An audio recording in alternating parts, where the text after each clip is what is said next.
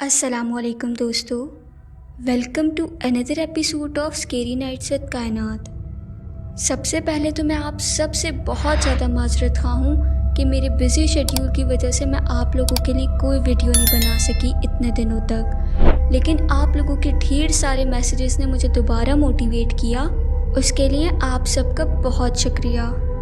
अब इंशाल्लाह मैं आगे से अपडेट रहने की पूरी कोशिश करूँगी। तो फिर बगैर टाइम ज़ाया किए चलिए फिर आज की मज़ेदार सी हॉरर स्टोरी स्टार्ट करते हैं। उससे पहले अगर आपने अभी तक चैनल को सब्सक्राइब नहीं किया तो जल्दी से सब्सक्राइब कर दीजिए, ताकि जैसे ही मैं in future new video upload करूं सबसे पहले आपके पास नोटिफिकेशन पहुंचे। हेडफोन्स लगा लीजिए, लाइट ऑफ कीजिए, तो चलिए फिर आज की मज़ेदार सी हॉरर स्टोरी स्टार्ट करते हैं। अस्सलामुअलैकुम कायनात, मेरा नाम हैदर है। ये कहानी नहीं है, ये मेरी ज़िंदगी का वो खौफनाक हिस्सा है जिसको मैं चाह कर भी कभी नहीं मिटा सकता। एक ऐसी मखलूक जिसको देखकर इंसान बस मौत मांगे। मैं आज भी वो वक्त याद करना नहीं चाहता। तो ये बात है यूहन्नाबाद लाहौर के एक कदीम ईसाई इलाके की, जहाँ ज़्यादातर क्रिश्चियंस ही रहते हैं। हम लोग वहाँ अपने ऑफिस का काम वगैरह करने के लिए शिफ्ट हुए थे। मेरा नाम हैदर है और मैं एक मोबाइल टावर कंपनी में जॉब करता हूँ। ये जनवरी 2017 की बात है जब हम एक मोबाइल टावर की इंस्टॉलेशन के लिए यूहन्नाबाद गए थे। ये एक बहुत कदीम इलाका है। हमें वहाँ कंपनी ने एक पोर्शन रेंट पर दिया था, जहाँ हम 8 लोग रहते थे। मैं जो कि पूरी टीम का इंचार्ज था, इसलिए मुझे अलग रूम मिला था। उस घर में अजीब मसला था।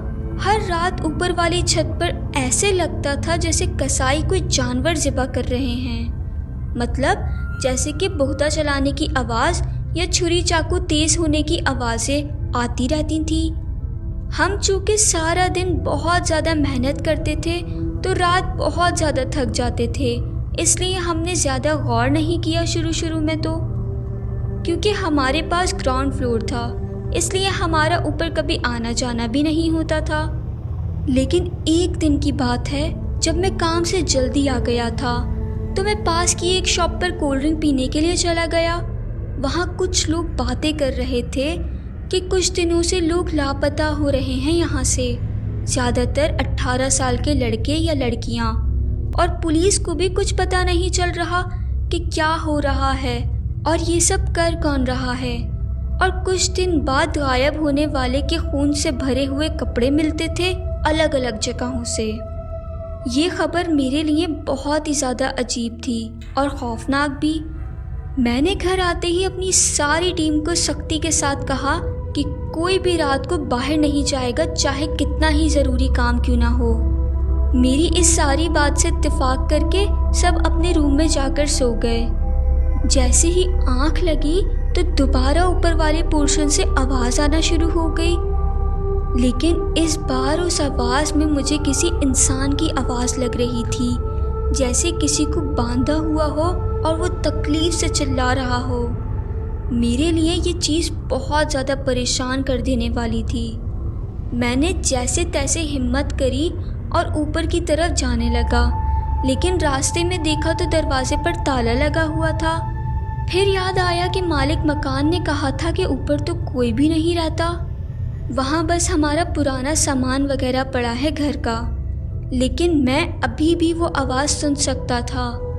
मेरे जिस्म में तो जैसे खौफ की लहर चल उठी कि आखिर कौन है ऊपर, जबकि दरवाजे पर ताला लगा हुआ है। और वैसे भी घर का सेकंड पोर्शन तो काफ़ी ज़्यादा ऊंचा है, कोई बाहर से भी नहीं आ सकता वहाँ पर।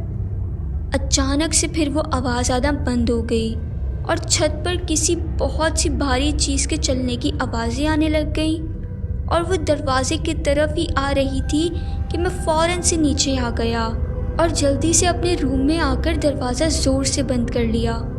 डर के मारे मेरे जिस्म से ठंडे पसीने आ रहे थे। मुझे कुछ भी समझ नहीं आ रहा था कि पहले जो आवाज़ आ रही थी वो कौन था और बाद में जो आवाज़ आई वो कौन था। अभी मैं ये सब कुछ सोच ही रहा था कि मेरे डोर पर जोर से नॉक हुआ। मैं तो जैसे मर ही गया। मैंने दरवाज़ा खोला तो बाहर करीम जो कि मेरा असिस्टेंट था वो खड़ा था। उसके हाथ में फ़ोन था। उसने मुझे फ़ोन देते हुए कहा, सर हेड ऑफिस से कॉल आई है अर्जेंट। और फिर मैंने उसके हाथ से फ़ोन लेते हुए कॉल सुनी। मुझे अर्जेंटली इस्लामाबाद बुलाया गया था किसी काम से। वो रात तो मैंने जैसे तैसे काटी और सुबह 8 बजे इस्लामाबाद के लिए निकल गया। काम करते करते मेरे दिमाग में बार बार वही बात और वो आवाज़ बार बार मेरे दिमाग में गूंजती रहती। मैंने जैसे तैसे खुद पे काबू पाया और जल्दी से अपना काम निपटाया। पहले मैंने सोचा कि उन सब मामलात के बारे में बॉस को बताऊं, लेकिन फिर सोचा कि वो मुझे पागल समझ के जॉब से ही ना निकाल दें, इसलिए मैं चुप रहा। मुझे अगले दिन वापस लाहौर आना था। मेरा बिल्कुल भी मन नहीं था, लेकिन मुझे मजबूरी में आना पड़ा। लेकिन मैं जैसे ही आया मुझे एक बहुत दिल दहला देने वाली न्यूज़ मिली। हमारा एक वर्कर इकबाल जो कि न्यू ही आया था, वो रात से लापता है और मिल ही नहीं रहा। मेरे पूछने पर पता चला कि वो घर ही था, बस गेट पर नॉक हुई और वो देखने गया तो फिर वापस ही नहीं आया।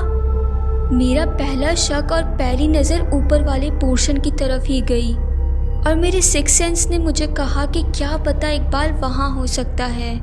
लेकिन हम वहाँ आसानी से नहीं जा सकते थे, क्योंकि जिसके घर में हम ठहरे हुए थे वो कोई आम इंसान नहीं था, वो एक पुलिस का एसएचओ था। अगर मैंने ऊपर के बारे में जिक्र भी किया उससे तो वो बहुत ज़्यादा तमाशा खड़ा कर देगा। लेकिन इकबाल को अभी गायब हुए सिर्फ 12 घंटे ही हुए थे।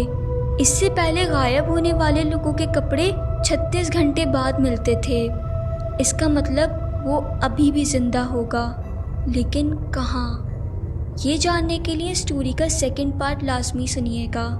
अगर आपको अभी तक हमारी ये वाली स्टोरी अच्छी लगी है तो मुझे कमेंट सेक्शन में लाजमी बताइएगा। तो फिर मुलाकात होती है एक नई वीडियो में। तब तक अपना और अपने घर वालों का बहुत सारा ख्याल रखिएगा और मुझे भी अपने ढेर सारी दुआओं में याद रखिएगा। फ़ी अमानिल्लाह। अल्लाह हाफ़िज़।